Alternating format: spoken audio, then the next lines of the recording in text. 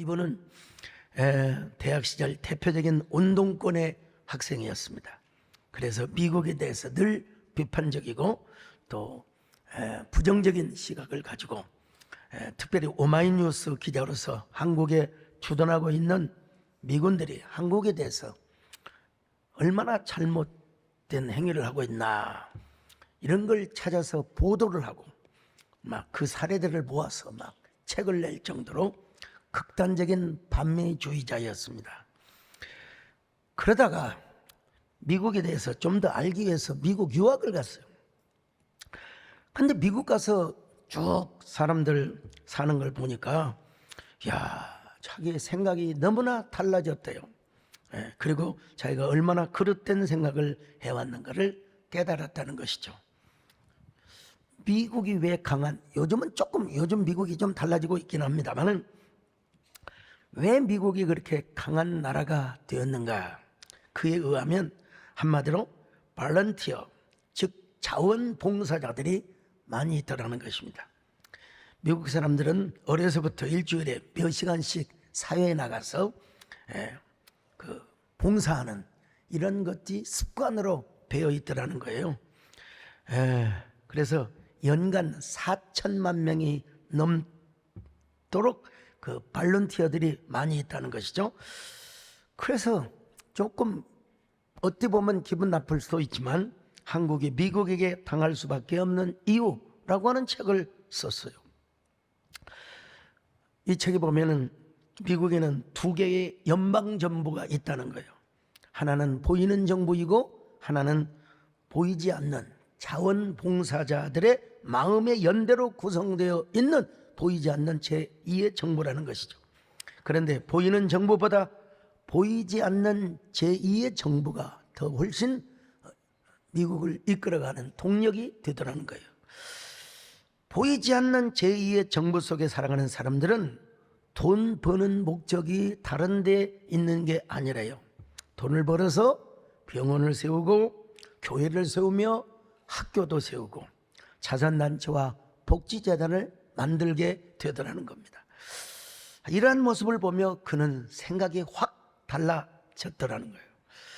자, 그러면 이러한 정신이 어디서 나오느냐? 바로 노블레스 오블리주, 결국 개신교 정신이죠. 청부사상에 기인된 것이라고 한다는 겁니다.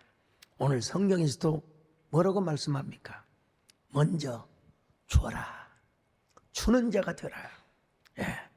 자, 누가복음 6장 38절입니다. 시작. 주라, 그리하면 너희에게 줄 것이니 곧 후히 되어 누르고 흔들어 넘치도록 하여 너희에게 안겨주리라.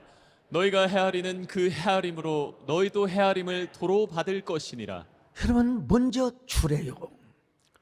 예수 그리스도의 이름으로 하나님의 은혜로 주면 하나님께서 오히려 우리에게 후하게 넘치도록 부어주시겠다는 것입니다.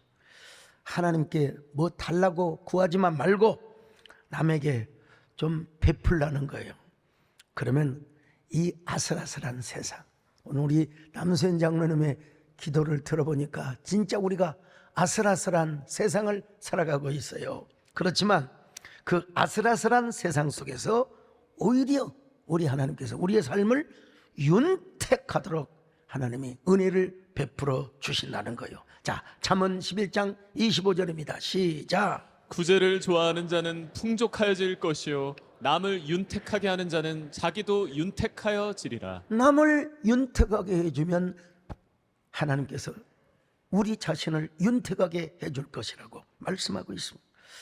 가난한 자를 불쌍히 여기는 사람은 하나님께 구워드리는 거래요. 우리 하나님께. 자, 잠언 19장 17절입니다. 시작.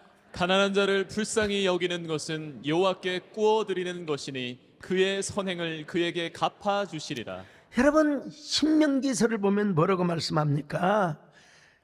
그거 남에게 베풀 때 아까워하는 마음으로 주지 말라는 거예요. 자, 신명기 15장 10절입니다. 시작. 너는 반드시 그에게 줄 것이요 줄 때에는 아끼는 마음을 품지 말 것이니라. 이로 말미암아 내 하나님 여호와께서 내가 하는 모든 일과 내 손이 닿는 모든 일에 내게 복을 주시리라. 하나님께서 보상해 주신다는 거예요. 그래 우리 예수님께서 뭐라고 말씀하셨습니까? 마태복음 6장 3절로 4절입니다. 시작. 너는 구제할 때 오른손이 하는 것을 왼손이 모르게 하여 내 구제함을 은밀하게 하라. 은밀한 중에 보시는 너의 아버지께서 갚으시리라. 은밀하게 하더라도 하나님은 다 보시고 하나님이 오히려 더 충만하게 갚아 주신다는 것입니다. 주는 자가 행복하다. 옛날 어렸던 시절에 그 보리쌀이나 쌀을 대박으로 이렇게 줍니다. 여러분 한 대짜리 대박 아시죠? 네, 여러분 인심이 후한 사람은 되를 쌀을 넣어갖고 흔들어. 흔드는 것과 안 하는 것과는 상당한 차이가 있습니다. 흔들어서 그리고 한 주먹을 넣어가지고 딱 아주 둥그스름하게 주는 사람은 인심이 후한 사람이고, 어떤 사람은 대박을 흔들지도 않고 그냥 더 주지도 않고 잣대 같은 걸로 싹 밀어가지고 깎아서 주는 사람이 있어요. 그런 사람 뭐요? 쪼자는 사람이요. 쫌뽀입니다. 쫌뽀. 예. 여러분 후하게 주는 사람 마음도 행복하고, 우리 예수 그리스도 이름으로 할 때는 하나님께서 또 윤택하게 축복해 주시고요. 제가 중학교 1학년 봄이었습니다. 봄날 아버지께서 막 걱정을 하시는 거예요. 여러분 옛날에 신나락이라고 아시는지 모르겠어요. 표준말로는 벽시라고 그래요. 벽시. 이 벽시를 복원을 했는데 이 쥐새끼들이 와가지고 이 벽시 신나락을 다 까먹어 버렸어요. 하고 여러분 어떡합니까? 쥐새끼들이 다 까먹어 버렸으니 걱정을 그냥 태산처럼 하시는 거예요. 그래서 제가 저희 아버지께, 아버지 걱정하지 마세요. 제가요 내일 학교 가서 한번 구해보겠습니다. 그때 중학교 학생들이 73명이요. 우리 한 반에 73명. 예. 담임선생님 조남도 기억합니다. 정진성 음악 선생님. 저는 초등학교 때부터 고등학교 때 다 담임선생님을 전부 다 지금도 기억하고 있습니다. 근데 선생님께 종례 시간에 허락을 받고 제가 앞으로 나가서, 야 너희들 가운데 신나락이 좀 많은 사람 손들어라. 그래 2명이 들더라고요. 네, 하나는 조금 있다고 그러고, 금지에 사는, 금지는 평야지대예요. 남한 금지. 예, 우리 집에 신나락 많이 있다. 그래서 야 같이 가자. 그리고 제가 금지까지 기차를 타고 갔습니다.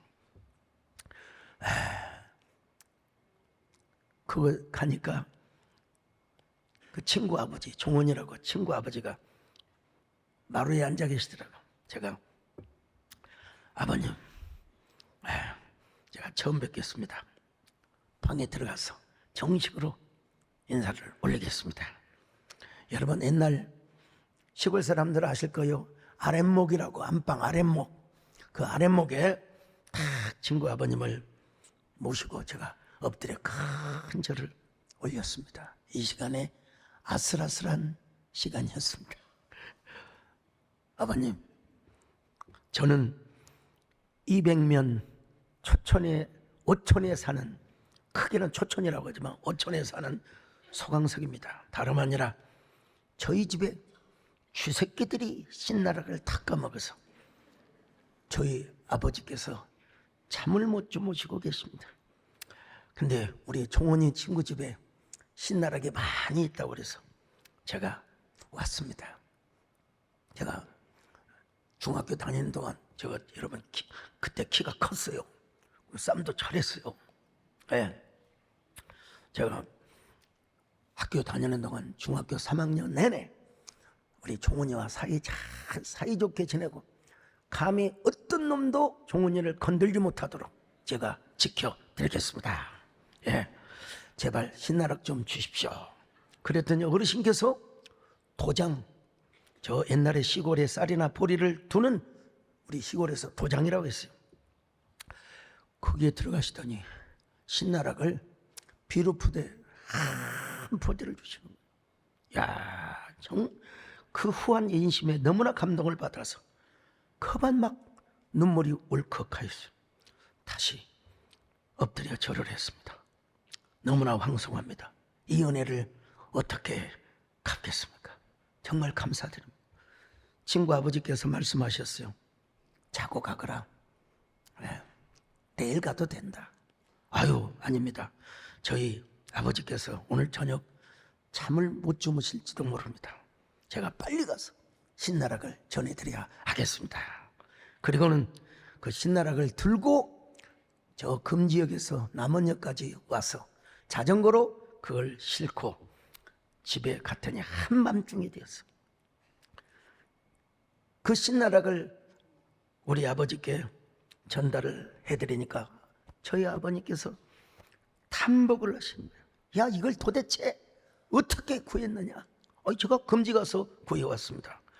이야, 너는 도대체 누구를 닮아서 그렇게 수완이 좋냐? 제가 지금 생각해 봐도 중학교 1학년이잖아요. 대견하지 않습니까? 제가 생각해도 좀 기특해요. 다음 날 학교를 갔습니다.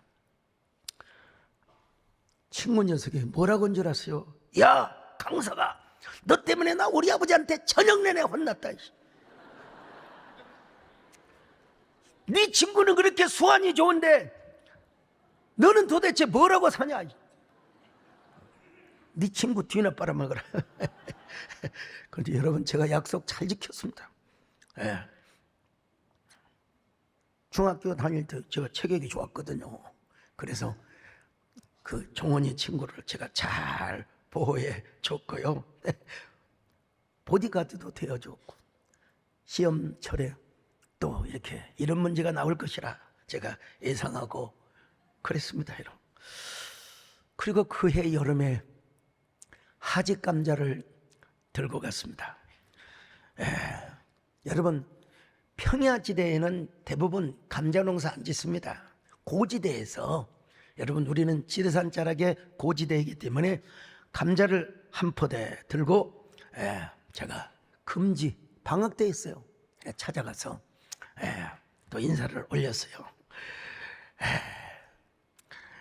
제가 감자를 갖다가 드렸더니, 아이고, 우리는 가난해서 감자 먹고 보리밥 먹은데 그 집은 돈이 많아가지고 부자여서 여름에도 하얀 쌀밥을 먹었어요. 그래서 자고 가라. 예, 자고 가겠습니다. 막 그냥 쌀밥을 그냥 한 2그릇 먹었을 거예요. 그냥 먹고 아침도 먹고 그냥. 그래도 하지 감자라도 갖다가 드리고, 그러니까 마음이 좀 그렇고요. 제가 끝까지 그 친구하고 사이좋게, 그리고 절대로 누구도 그를 건들지 못하도록 제가 약속을 지켜주었어요. 제가 이제 광주신학교를 다닐 동안에 자 화순의 백암교회를 개척을 했습니다. 그리고 이제 땅을 샀어요. 그때가 1983년도 1천만 원이 넘는 땅을 600만 원에 깎아서 샀어요. 근데 쌍계 비지떡이라고 그 땅은 3군데 가압류가 되어 있어서요. 광주시청 산림계예요. 또 광주치산동 어느 저 시골 마을, 그리고 박모 씨라고 하는 그 개인 이름으로 또 가압류가 되어 있었어요. 그 지주가 민주평통위원을 하고 국회의원 선거 나갔다가 떨어지고 저 광주에서 다방을 하고 있었는데, 그렇게 이제 싸게 샀어요. 그러나 여러분, 그 가압류를 풀어야 될 것 아니겠습니까? 정건쌤 기억하고 계세요? 그래서 제가 당시에 도지사, 그때는 광주광역시가 아니에요, 도지사님이 이제 다 이렇게 주관하고 계셔. 도지사님을 제가 찾아갔습니다. 아니, 도지사님 만나는 게 그렇게 쉬운 일이 아니더라고요. 한 번은 갔더니 지금 출장 가셨다고.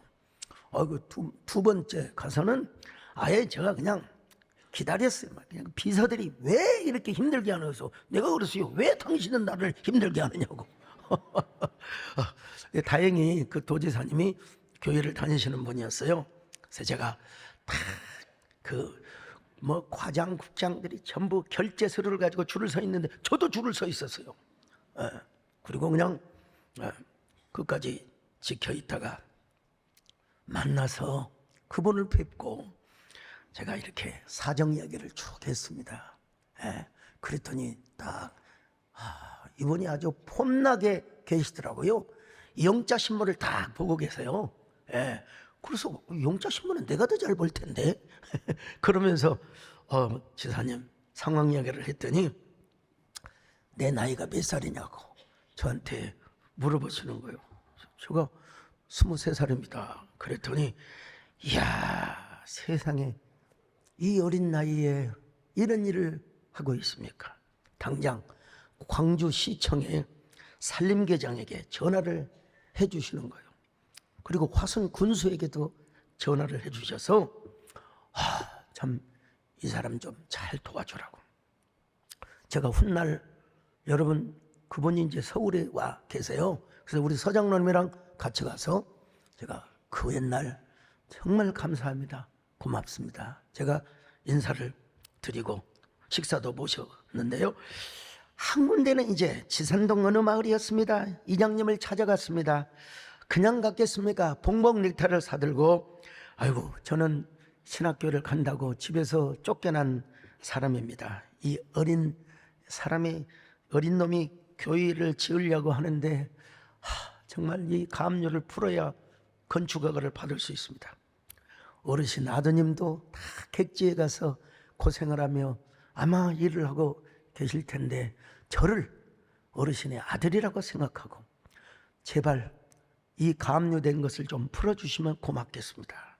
그랬더니 당장 그 동네 유지들을 모아놓고 결정을 해서 여러분 가압류 푸는 서류를 만들어 주신 거예요. 7명, 8명이 다 도장을 찍어가지고 마지막 한 사람이 남아있어요. 박모 씨라는 분입니다. 진짜 이분 만나는 건요 도지사님 만나는 것보다 더 힘들어요. 그냥 저녁 늦게 오고 그래서 한 번은 사무실이 어딘지도 모르고 집만 알아놨어요. 꼴짝이에요. 어째 은둔하고 어떻게 사는 사람이에요. 근데 제가 새벽에 딱 제가 숨어가지고 이제 아침에 오토바이를 타고 부릉부릉 하더라고요. 빨리 나가가지고 여러분 비포장 도로입니다. 그 조그마한 오토바이나 다니는 그 길 앞에서 제가 무릎을 꿇고 못 갑니다. 도와주십시오. 여러분 그러니 그 좁은 길에서 갈 수도 없고 무릎 꿇고 앉아 있는데 아이 참 하더니 오토바이 뒤에 올라타라는 거예요. 잽싸게 올라탔죠. 그리고는 자기 사무실에 가서 아이 참 하면서 서류를 만들어줘요. 그걸 딱 들고 제가 사법서사, 지금은 법무사라고 하죠. 사법서사에서 시킨 대로 교회 정관을 만들고 또 재직회가 만든 회의록을 딱 만들어서 교인들의 딱 지문 찍고 도장 찍고 그래가지고 서류를 갖다가 줬더니 이야 사법서사 선생님 하시는 말씀이 이야 소강석 씨 정말 대단하시오. 어떻게 이런 서류를 다 만들어 봤어? 나 돈 안 받고 내가 당신 해줄라요. 내가 그랬어요. 당신이 뭐요? 내가 전도사요. 그래서 내일 오시오. 등기소에 가서 소유권을 백암교회 명으로 내가 바꿔놓겠습니다. 다음 날 제가 그냥 갔겠습니까? 수수료 돈 가져갔습니다. 그리고 그 마을에 특산품이 있어요. 복숭아를 탁 한 상자 갖다가 드렸습니다. 그래서 마침내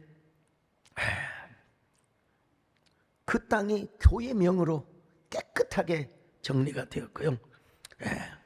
그러느라 제가 4일 동안 신학교를 결석을 했습니다. 그래도 동기 신학생들이 수업한 메모한 것을 제가 잘 또 암기하고 공부를 해가지고 1등의 자리를 놓치지 않았습니다. 마침내 여러분 교회를 지었습니다. 저 교회 참 지금 생각해봐도 빈손으로 가지 않고 진심을 다하여 엎드려 절하니까 그 아슬아슬한, 누구도 생각지 못한 그 아슬아슬한 이러한 행복을 하나님께서 누리게 하시더라는 거예요. 자, 여러분 누가복음 6장 38절 다시 한번 보시겠습니다. 시작. 주라, 그리하면 너에게 줄 것이니 곧 후히 되어 누르고 흔들어 넘치도록 하여 너에게 안겨주리라. 너희가 헤아리는 그 헤아림으로 너희도 헤아림을 도로 받을 것이니라. 여러분, 주면 하나님께서 후하게, 그리고 너희가 헤아리는 만큼 하나님께서 보상해 주시겠다는 것입니다. 여러분, 저 전라북도 김제에 가면 금산교회가 있습니다. 미국의 남장로 선교사인 데이트 선교사, 최의덕 선교사라고 하죠. 우리나라 어느 명으로는. 이 데이트 선교사는 레이놀즈 선교사 부부, 전킨 선교사 부부, 그리고 그의 누이 동생 데이트 양과 함께 이 전라북도 지역을 이제 선교하기 시작합니다. 저는 이 내용을 다 알고 있지만 우리 이성 목사님이 거기를 다녀오시더니, 목사님 진짜 너무너무 은혜가 되고 도전을 받았습니다. 그래서 제가 다시 한번 말씀을 드리는데요. 그 호남 지역에서 제일 먼저 세워진 교회가 구암교회라고 합니다. 군산 구암교회. 전주에서는 서문교회, 김제에서는 금산교회. 금산교회를 이야기할 때 조덕삼 장로님을 이야기하지 않을 수가 없습니다. 이 조덕삼 장로님의 할아버지는 조자, 정자, 문자, 그리고 아버지는 조자, 종자, 인. 본래 평안도 출신으로서 중국 봉황성 고려문을 넘나들며 홍삼 장사를 하는 등 무역으로 큰 거상이었다고 합니다. 그런데 그 거상이 김제 평야와 금산의 금광 개발의 꿈을 가지고 모든 재산을 정리하여 김제의 광활한 농경지와 그리고 금산을 통째로 샀다고 합니다. 저 군산 앞바다를 거슬러 만경포구를 지나서 김제로 왔어요. 자, 그래서 조정문의 손자요 조정인의 아들 조덕삼은 호남의 거부가 되었습니다. 전킨 선교사는 주로 군산 스테이션을 중심으로 해서 선교 활동을 했습니다. 이분은 젊은 나이에 선교사로 와서 아들 셋을 낳았는데 아들 셋 모두가 풍토병에 걸려 죽습니다. 세 아들이 풍토병에 걸려 죽으면 본국으로 돌아가야 맞지 않겠습니까? 그럼에도 불구하고 전킨 선교사는 한국 선교가, 조선 선교가 여러분 자신의 사명이라고 계속 남아서 선교를 하였습니다. 그러다가 그 자신도 풍토병에 걸려 죽고 맙니다. 그러나 그는 단 한 번도 하나님을 향하여 원망하거나 절망하지 않았습니다. 오히려 하나님을 향하여 이렇게 고백을 했대요. 선교사가 풍토병에 걸린 것은 선교사의 영광입니다. 특권입니다. 그리고 자녀 셋을 잃은 것은 시험이 아니라 시련입니다. 이것은 재앙이 아니라 선교사의 영광이고 사명자의 영광이 아니겠습니까? 이것이야말로 하늘에 쌓은 면류관이고 상급이라고 생각한다. 그는 배를 타고 다니면서 저 군산의 옆에 있는 섬들까지 선교를 합니다. 나의 생명은 사명을 위하여 존재하는 것이고 주 예수께 받은 사명을 위하여 나는 나의 목숨을 아낌없이 바치겠노라고. 여러분, 제가 이분의 삶을 생각하면서 지은 노래가 있습니다. 이 노래는 우리 한국계 대부분의 성가대가 다 시연을 하고 불렀던 노래입니다. 여러분, 전킨을 생각하면서 제가 이 노래를 만들었던 거예요. 사명이 생명이기에 사명이 눈물이기에 힘들고 어려워도 사명의 길을 걸어가리라. 사명이 은혜이기에 사명의 축복이기에 외롭고 고독해도 사명의 노래 부르리라. 군산에다가 제일 먼저 세운 교회가 구암교회고 개복교회인데 막 서로 한동안 싸웠어요. 우리가 먼저라고. 뭐 누가 먼저면 어떻습니까? 제가 볼 때도 이건 구암 스테이션이 먼저인 것 같이 제가 익혀지는데요. 근데 중요한 건 뭐냐? 바로 그 전킨 선교사가 저희 모교 군산 제1고등학교를 만들었습니다. 여러분, 설립자죠. 군산 영광 여자고등학교 뭐 다 선교사들이. 그래서 그들이 군산에서 사모만세 하는데 제가 여러분 그때 시험을 쳐서 그 제1고등학교를 들어갔습니다. 매우 우수한 성적으로 들어갔는데 그런데 2학년 때 방학에 튀었어요. 옆으로 튀었어요. 교회로 튀었어요. 교회로 튀어가지고 교회에 미쳐 맨날 등산판에 등산에 밀고 회지 만들고 뭐하고 막. 요즘이야 인쇄소리 발달해서 어찌만 옛날은 참 다 그냥 써가지고 그냥 만들었어요. 그냥 얼마나 선생님들한테 야단을 맞고 얼마나 세상에 기숙사에서 쫓겨. 원래 여러분 공부 좀 하는 애들은 기숙사에서 다 먹여주고 그랬어요. 이 기숙사에서 쫓겨났어요. 그렇지만 여러분 세월이 지나서 제가 여러분 자랑스러운 제1고 인물로 선정이 되었다는 거 아닙니까 여러분요. 참 어쨌든 박수를 내가 이던 건 아니고 데이트 선교사는 주로 전주 지역을 중심으로 해서 선교 활동을 했습니다. 근데 군산과 전주를 왔다 갔다 하는 도중에 김제에 조덕삼 거상을 만납니다. 그리고 조덕삼은 마침내 데이트 선교사를 통해 예수님을 만납니다. 자기만 예수님을 영접하는 것이 아니라 자기 집에서 머슴으로 살고 있던 이자익이라는 사람도 함께 예수님을 영접하게 됩니다. 이자익은 원래 남해군이 있잖아요. 남해군 가운데도 저 섬에서 고아로 자란 사람이었대요. 그러다가 어느 날 선주에게 나 바다 건너편에 육지로 가서 밥이라도 좀 실컷 먹고 싶다고. 그러자 선주가 이자익을 하동포구까지 내려다 줍니다. 이자익은 계속 걸어서 이자익이라는 책이 여러 권이 있는데 하여간 걸어서 제 고향엔 남원까지 왔습니다. 여러분 우리 고향은 인심이 좋아서 사람이 오면 먹여주고 재워주었습니다. 사랑채가 있거든요. 그래서 길 가던 나그네가 오면은 뭐 이렇게 보리밥이라도 주면서 같이 이야기도 하고, 심지어는 관상쟁이, 사주쟁이들이 여러분 동네 오잖아요. 우리 집에서 밥을 먹고 갔어요. 근데 이자익에게 이런 소리가 들렸습니다. 남원에 있을 때 저 김제에 가면 얼마든지 일하고 먹고 잘 곳이 있다고.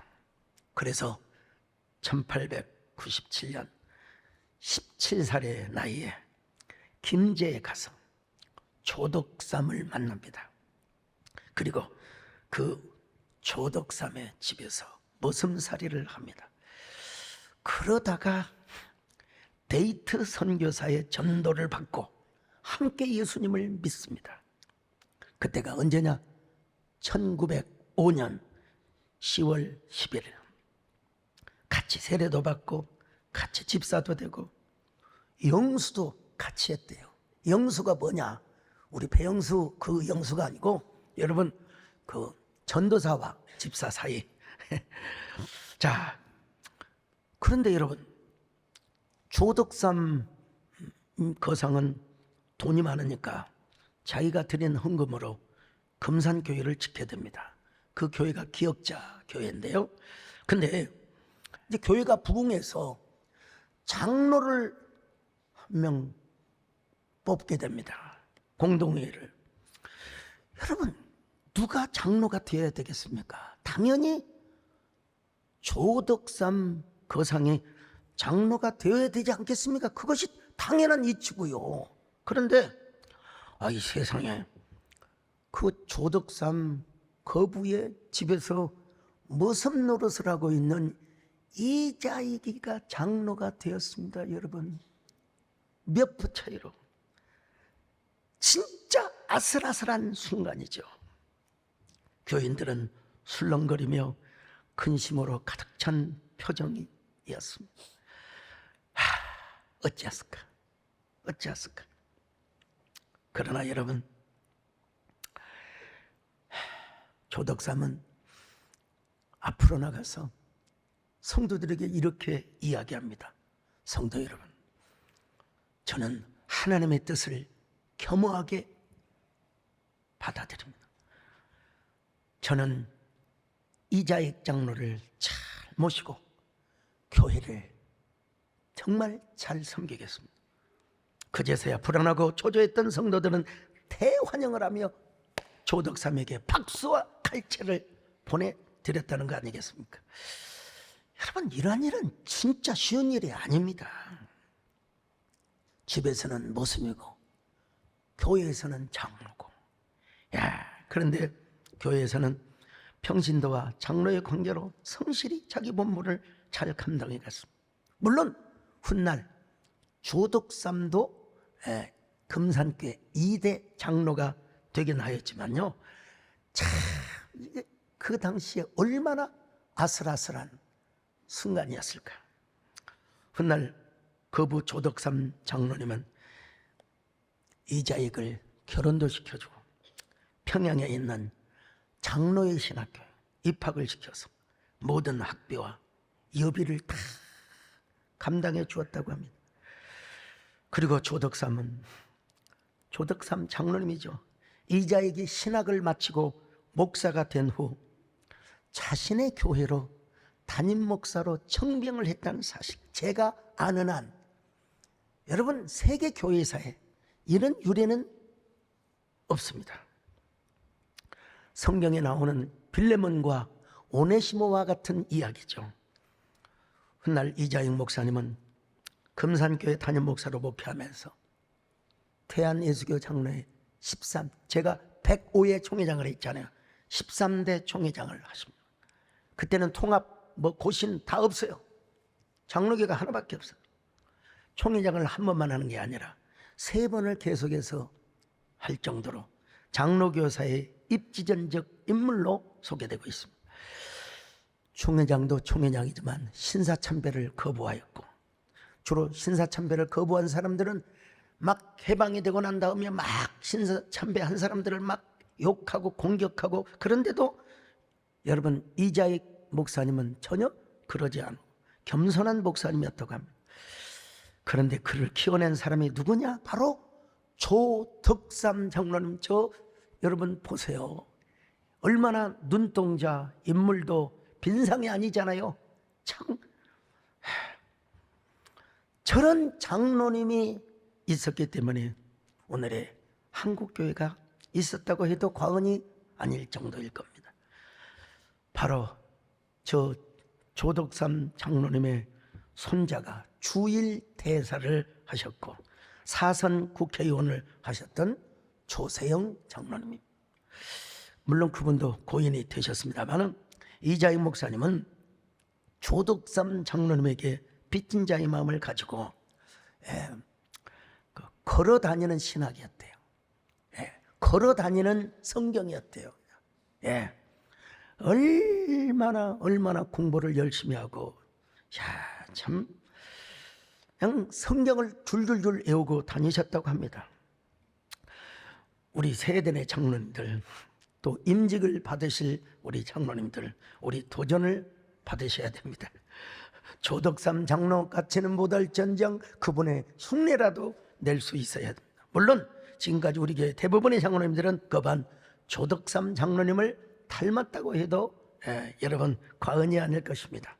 그러니까 여러분, 제가 코로나 때 가장 힘들 때 제가 총회장을 하고 또 한교총 대표회장을 하면서 우리가 정말 방역도 하면서 예배를 지키는 사역을 할 수 있었고, 또 이번에도 뭐 저는 선거운동 한 번도 안 했지만 또 하나님의 은혜로 CBS 재단 이사장도 감당할 수 있도록 다 우리 장로님들 또 우리 성도들이 기도해 주신 이유 때문이라고 생각합니다.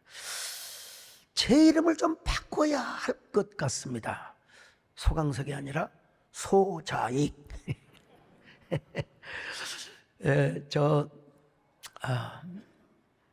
대전 신학대학에서 이자익 목사 기념관 현판식 행사를 할 때 조덕삼 장로님의 손자 조세영 장로님과 이자익 목사님의 손자 이규환 장로님이 서로 만났답니다. 이규환 장로님이 조세영 장로님에게 허리를 굽혀 이렇게 인사를 했대요. 저희 할아버지께서 주인 어르신을 잘 만나셨습니다. 할아버지께서 주인을 잘못 만났으면 우리도 없고 할아버지도 없었을 것입니다. 여러분, 이 조세영 장로님이 별세를 하셨을 때 당시 천정배 의원은 추도사에서 이런 말씀을 했다고 합니다. 김제의 이름난 기독교 집안이었던 당신 조부께서는 집안 모습이 먼저 장로로 뽑히는 일을 기꺼이 지원하시고 동의하셨습니다. 위아래 없는 민주적 가치가 바로 당신의 유전자였던 것입니다. 참 얼마나 감동을 주는 센텐스입니까? 모건 하우젤의 불변의 법칙이라는 책을 보면 이런 얘기가 나옵니다. 미국도 여러분 독립전쟁을 하였습니다. 미국이 독립전쟁을 할 때 완패를 할 수밖에 없는 상황이었다고 합니다. 1776년 북아일랜드 전투를 하고 있었는데요. 그때 조지 워싱턴이 이제 미국의 일대 대통령인데, 조지 워싱턴이 이끈 미국의 대륙군이 1만 명이었어요. 근데 영국은 아시다시피 해군으로 세계를 제패한 나라 아닙니까? 400척의 함대가 여러분 이제 저 이스강으로 이제 상륙을 하면 끝장이 나는 건데, 근데 영국 해군이 이스트강 상류로 올라오지를 못했다는 겁니다. 여러분, 해군으로 유명한 나라이지 않습니까? 그런 말이 있잖아요. 로마는 보병으로 세계를 제패했고, 몽골은 기마병으로, 징기스칸은 기마병으로, 그리고 영국은 해군으로 세계를 제패했다. 그렇게 해군력이 강한 영국군이 이스트강 상류를 올라오지 못했다는 거예요. 이유가 뭔 줄 아세요? 바람이 역풍을 불게 해가지고 올라갈 수가 없었다는 것입니다. 이것을 가리켜 역사학자 데이빗 맥컬러프는 인터뷰를 하면서 만약에 1776년 8월 28일 밤에 바람이 반대로 불어졌다면 모든 게 끝났을 것입니다. 그랬더니 사회자가 이렇게 물어봤대요. 만약 그랬다면 미국이 탄생할 수 없었단 말입니까? 그러자 데이빗 맥컬러프는 예, 그렇습니다. 바람 하나가 역사를 바꾸고 말았습니다.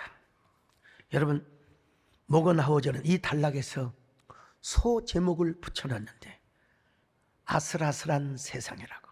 여러분, 제가 이 아슬아슬한 세상을 훔쳐와서 지금 설교 제목으로 쓰고 있습니다. 여러분, 그 바람을 주관하신 분이 누굽니까? 우리 하나님이시죠. 그 바람 하나가 미국의 운명을 바꿨다는 것입니다. 근데 그냥 바람이 불었을까요? 조지 워싱턴을 비롯하여 거기에 군대들이 다 99% 예수 믿는 사람들이었어요. 하나님을 경외하는 사람이었어요. 여러분, 당연히 기도하였겠죠. 그들이 하나님께 간절히 기도하였을 때 아슬아슬한 세상 속에서 하나님이 바람을 반대로 불게 해가지고 바로 독립전쟁에서 승리하게 했다는 이야기죠. 저는 미국 각주를 안 가본 적이 없는 것 같습니다. 여러분, 미국의 저 알래스카에서부터 하와이까지 한인들이 사는 곳이라면 제가 다 가서 부흥회하고 집회하고 세미나를 했습니다. 제가 대한항공뿐만 아니라 아시아나 다 여러분 100만 마일 이상 탔으니 얼마나 많이 다녔겠습니까? 옛날에 그 정말 유나이티드 아주 싸구려 항공 타고 다닌 것까지 합치면 엄청날 거예요. 근데 미국에 가서 보면은 다 우리 한인들도 발런티어의 삶을 많이 살아요. 특별히 은퇴하신 분들, 또 여러분 아이들도 토요일에 가서 발런티어의 삶을 살아갑니다. 저도 우리 교회를 짓기까지는 어디에 가서 집회를 해가서 사례비를 받으면 우리 교회다 헌금했습니다. 사실 우리 구미동 성전질 때 우리 문정남 장로님 제일 많이 수고하셨고요. 그 다음에 이 프라미스 콤플렉스 건축하는데 여러분 누가 뭐라 해도 제가 가장 많이 헌신을 했다고 할 수 있어요. 근데 교회를 지은 다음에는 어디 가서 사례비를 받아본 적이 없습니다. 받는다 하더라도 꼭 그 어디 그 총회 개척교회 아니면 또 어디 그 지역의 목사님들이 찾아와서 그 이야기하면 제가 있는 것까지 보태가지고 다 드렸습니다. 그랬을 때 하나님께서 참 무슨 은혜로 무슨 축복으로 하나님께서 교회가 부흥해 하시고 우리 성도들이 복을 받게 하시고 하나님께서 영권, 물권, 인권의 축복을 허락해 주셨어요. 여러분 다시 누가복음 6장 38절 이 말씀이 이게 나에게 주신 말씀이다. 자, 누가복음 6장 38절 읽습니다. 시작. 주라, 그리하면 너희에게 줄 것이니 곧 후히 되어 누르고 흔들어 넘치도록 하여 너희에게 안겨주리라. 너희가 헤아리는 그 헤아림으로 너희도 헤아림을 도로 받을 것이니라. 여러분 우리 교회가요 19년째 참전용사 초청 행사를 하는 것도 그런 연계점이라고 이야기할 수 있습니다. 이 역시 또 하나의 기부운동이고 목회적 대형 교회의 사회적 선순환의 사역이라고 할 수 있어요. 여러분 이 일이 그냥 되면 얼마나 좋겠습니까? 사실은 어떨 때는 좀 재정적 압박 그런 부담도 사실은 있었습니다. 그래서 우리 정권사님도 그렇고 여러 사람들이 이제 10년쯤 했으면 이제 그냥 해도 되지 않느냐고 여러분 아슬아슬한 순간이 있었죠. 그렇지만 여러분 아슬아슬한 가치와 그리고 행복이 있었기 때문에, 보람이 있었기 때문에 올해 19년 차 하고 있습니다. 이러한 일은 돈으로만 되는 것은 아닙니다. 경제적인 차원을 넘어서 정신적인 동기, 그리고 오늘 본문에서 아버지의 자비로우심과 같이 너희도 자비로운 자가 되라, 이런 말씀을 붙들고 우리가 하게 된 것입니다. 누가복음 6장 36절입니다. 시작. 너희 아버지의 자비로우심 같이 너희도 자비로운 자가 되라. 절대로 우리 하나님의 사람들은 남을 정죄하지 말고 포용하고 섬기며 용서하는 삶을 살래요. 6장 37절입니다. 시작. 비판하지 말라. 그리하면 너희가 비판을 받지 않을 것이요. 정죄하지 말라. 그리하면 너희가 정죄를 받지 않을 것이요. 용서하라. 그리하면 너희가 용서를 받을 것이요. 우리가 그럴수록 하나님께서 우리에게 후하게 흔들어 넘치도록 하나님이 채워주신다는 것입니다. 오늘 오후에 우리가 복음음악회를 하게 될 텐데요, 이것은 무슨 이념적 동기에서 한 것이 아닙니다. 오히려 예수님께서 하신 말씀, 주라, 섬겨라, 이런 예수님의 정신과 가치 때문에 이런 일을 하는 거예요. 우리 하나님은 자신의 하나밖에 없는 독생자 예수 그리스도를 주셨는데 우리가 뭘 못하겠습니까?